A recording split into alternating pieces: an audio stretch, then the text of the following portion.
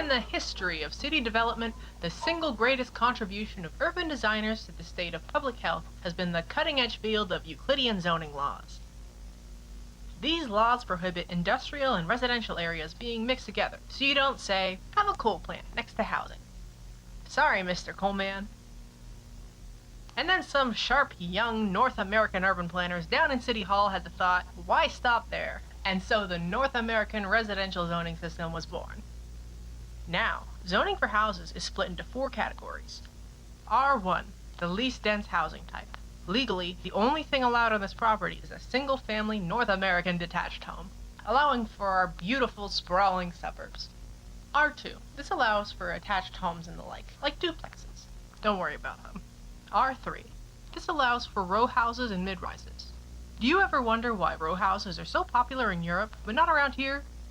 Don't worry about it. R4, the most dense housing zone, which allows for high-rise apartments. You too could own a teeny tiny piece of the sky. A tiny one. A tiny, tiny one. Tiny.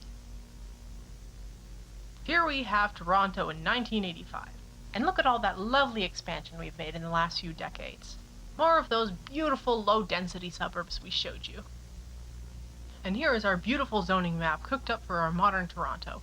Look at that beautiful fruit basket of color, all cooked up into perfect proportions.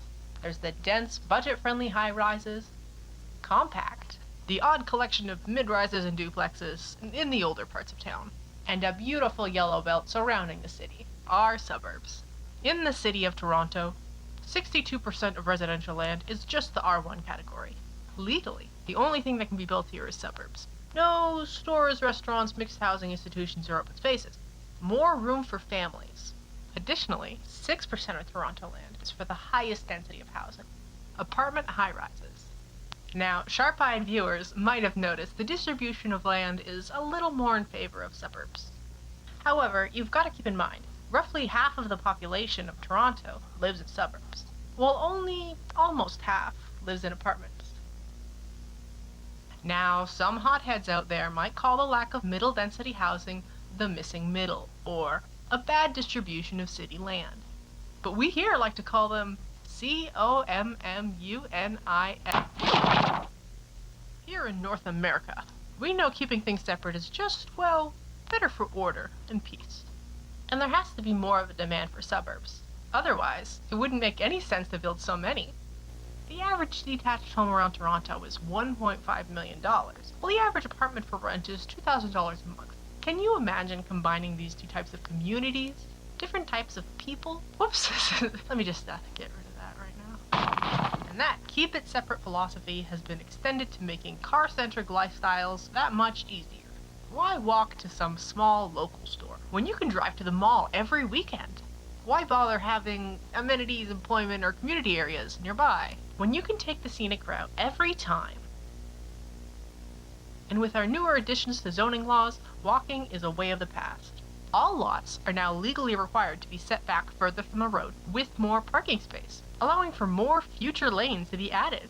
And if anyone tries to ask you about induced demand, you can just introduce them to your hand, the good old North American way. North America has operated under these laws for decades now, and just think about how it shaped our landscape and our lives. And we're lucky to be able to place our trust in those good old boys down in city development. Think about all they've done for us in the past. No one's ever been hurt by infrastructure.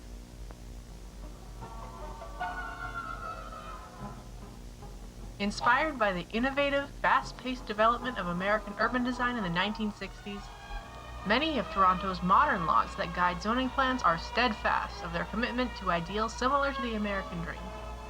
Apolitical, unbiased city planning, and the ability of everyone to own their own home.